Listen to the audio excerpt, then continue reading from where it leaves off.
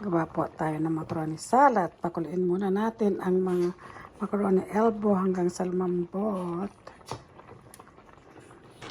Yan na po ang ating macaroni. Luto na siya.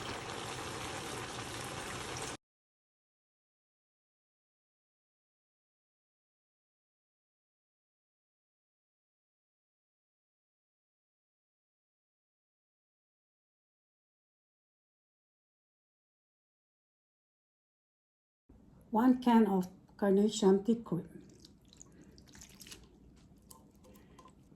1 cream soda.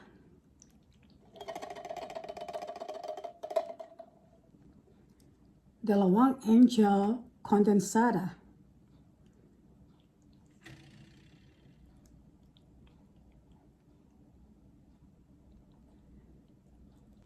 Isang maliit na fruit cocktail, Del Monte fruit cocktail. Isang coconut gel or kaom. 1 bar of cheese. Young coconut.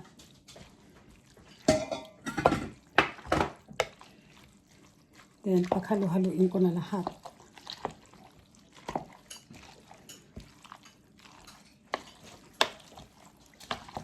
Hanggang sa maging even ang kanyang ang pagka-mix niya.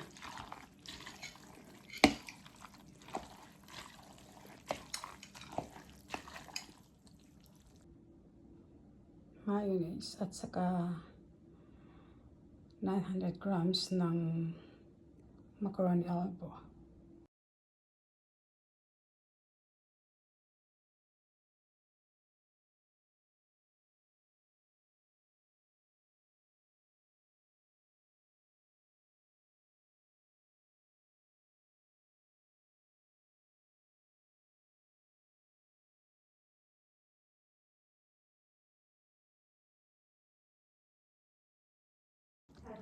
Ito na po siya, ready to serve na.